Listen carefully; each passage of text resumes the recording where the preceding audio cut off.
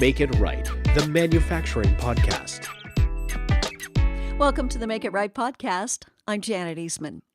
Today, we continue our conversation with Neal Dellett, who has more than 30 years as both a consultant and practitioner, leading continuous improvement programs in the industry and for several billion-dollar brand supply chains. Last week on the show, we talked about the goal of a continuous improvement program and how you manage it across the supply chain. This week, we'll discuss the ROI of continuous improvement, how to bring around the skeptics, and how to get all the teams working together. And that's where we pick up our conversation. The way that getting all these teams to work together is you got to have the right key performance indicators in place, and you have to have a common set of objectives. So obviously, when a consumer goes to the store with a list of 30 items to buy, they want to find all 30 on the shelf. So the objectives need to be clear all the way back in the supply chain, whether it's in the sales office or it's in the transportation or distribution area, or it's back at the manufacturing plants. Every node along the supply chain needs to have the critical measures that are linked to the consumer getting to what they want.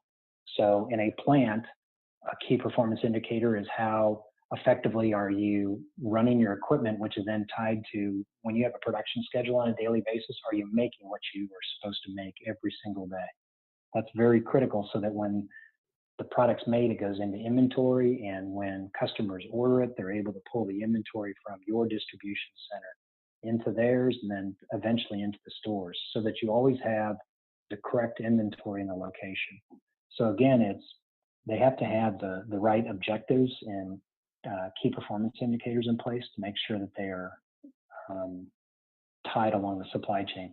The other thing that's really important is, since a supply chain has multiple nodes, I often use multifunctional teams to solve. So to solve the product flow, it's typical to say, if I've got a distribution issue of getting product to the store, I would get somebody from store operations together with transportation, with distribution center, and also the manufacturer's distribution center. So all the players that are in the execution of the flow of the product, they're all together so that they can understand where any issues exist. Instead of people saying, well, it was okay when it left my location, and then you throw it over the wall, and then there's a miss in the handoff of the product. So you have to use multifunctional teams to solve those issues, because the issues cut across multiple organizations, and a single individual organization cannot solve these types of problems all by themselves. And also, the last point I'd make is, whenever teams or organizations are in the supply chain, they need to understand how the output of their work is accepted by the downstream organization, because if you have defects in your work, those defects are going to show up in the downstream organization, and it's going to cause issues right away for them to utilize your output. So that makes complete sense, but how common is it? I mean, you talk about the multifunctional teams and how, the impacts down, the results that push downstream. How common is it that people in the industry do act that way and deal with those multifunctional teams and look down the supply chain? Well, based on my past experiences of working with manufacturers and retailers, whenever I've done improvement projects, the use of multifunctional teams is a new concept. It's fairly, when you think about it, the fact that a work process cuts across multiple organizations, you have to have the people that participate in the work process in those organizations to sit down and solve the problem. And typically when I've done that, it's very easy to solve the issue because everybody that's involved is sitting right there at the table. Mm-hmm. And so there's no hiding what the issue is, and the solutions typically are pretty straightforward and easy to affect. So how long does the whole process take? Like, I know you said continuous improvement's never ending, and you generally do a look-see and readjust every year or every 6 months sometimes. But how long does if you say, okay, we're going to start this continuous improvement program, how long does it actually take to get the process rolling? Well, I always tell people that I use the analogy of a snowball rolling downhill. To get continuous improvement started in a company, it starts very small, and then it starts to gain traction and momentum. So as people are doing the work, they're seeing the benefit. They're like, we need to be utilizing more of this across the rest of our company. And so what they do is then they start to get others engaged in the activity. To successfully have continuous improvement integrate into your culture, it could take years.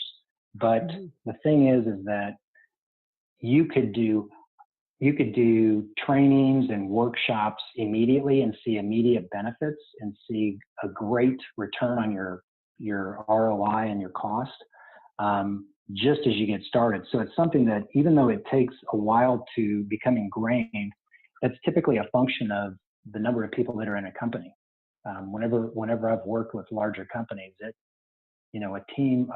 a project improvement team could be 6 to 8 people. And when you think that a company has 800 people in it, it takes a while to touch 800 people. And that's why it takes a while to get that continuous improvement program as a part of their culture. Right.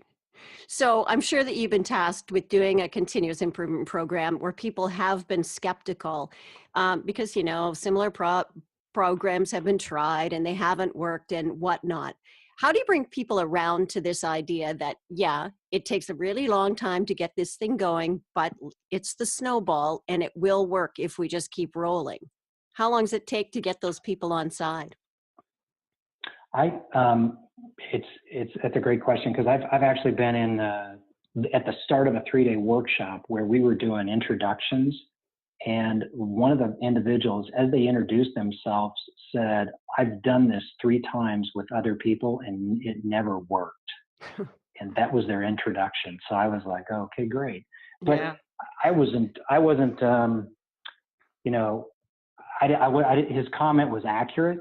And it didn't bother me at all, because it's exactly how he felt. But what I told him was, at the end of 3 days, if you still feel like you're in the same place, I said I'd be very surprised, because I've always seen if you do it the correct way, you always get those people to turn around, because you're using data and you're using issues that they deal with every day. And when they see what the root cause is and how it can be fixed, that's what gets people to turn around. So I always tend to start with a pilot project or a pilot team to demonstrate the tools that you're going to use.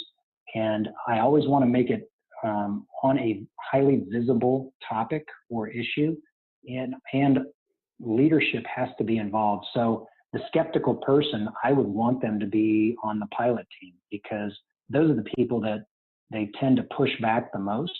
But once they have seen the result, those are the people that others will follow, because they're like, if you can convince this person that this is a great thing to do, then it must be good.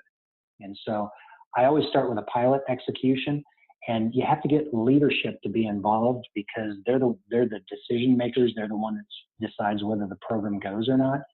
And if leadership commitment is not there, your program is going to be over before it's done.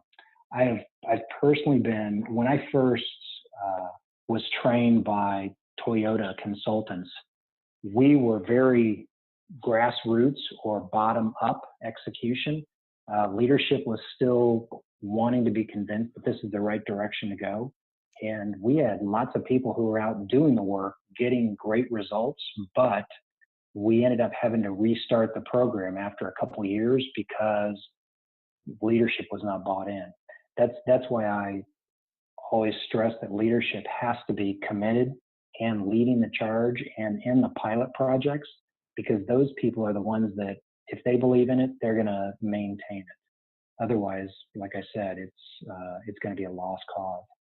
Right. Well, if there's a great financial impact of a program like this, that if there is great ROI at the end of it, then leadership is likely to follow. There is great ROI, isn't there? Yes, there is. And it's always been, it's important that people pick the right things to work on. I've worked on projects before where they targeted the right, for example, I was on a damage reduction execution across the supply chain. and the existing loss was $2 million. And after 6 months, the loss had been reduced by over $1 million. And this was, we did a 2-day workshop, identified the issues. It took them 6 months to execute, and they saved $1 million. And it basically was, the return on investment was, infinite when you think about how much you'd have to spend to save $1 million in 2 days. Whenever projects are individually executed, a typical ROI that I see very commonly is about a 20 to 1. So if they're spending $1 on it, they're getting $20 back. As I look at projects for people to do, I always want to know, is they're saying, here's what I want to work on. One of my first questions is, what's this worth? Because I've done projects before where people pick their pet project, and after we completed it, the savings weren't that great. And so my learning has been, I want to know what it's worth before we ever do it, because it's a waste of time. Plus, leadership's looking at the investment of people's time, and they're asking, why did we pick that? And I wouldn't have picked that idea. So it's important that when you get started, picking pilot projects is important, because you want to pick ones that are going to be done quickly, have an high impact on results, and will get people excited about doing the work. Mm-hmm. So what does the consumer get out of continuous improvement? Like, I know we talked about the store shelves are always like 90% full, and you can usually find what you want at the grocery store, but what else does the consumer get? Yeah, the consumer, when they're buying a brand or a product, they want great quality at a low price, and they want to buy it when they want to buy it. And so by investing in a continuous improvement program, when I was in a manufacturing plant, every year we had a 97 index on budget, which meant that if our budget was $10,000, next year our budget's $9,700. So our goal was constantly to reduce our manufacturing expenses, which then would drive down the cost to the consumer, which would make our product more favorable, because our focus was always to deliver high quality, but we wanted to do that as cost effectively as possible, because that just fuels the individual's purchasing power so that they could buy more product because it's less expensive. Mm-hmm. And I guess at the end of the day, I mean, the consumer is everybody's boss, right? Because if they're not buying, you're not selling. Yeah, it's exactly right. And you can read in the papers and the stories all the time where lack of quality or cost is really turning consumers off and forcing them to make different decisions, which hurts your business significantly. Mm-hmm. Neal, very, very interesting conversation. Thank you so much for your insights today. I really appreciate it. Okay, well, thank you very much, Janet. I appreciate the time. My pleasure. Neal Dellett is a senior consultant at Impactful, where he provides his expertise on continuous improvement. That is our show for this week. Thanks very much for listening and sharing the Make It Right podcast with others in the industry. I'm Janet Eastman. We'll see you next week.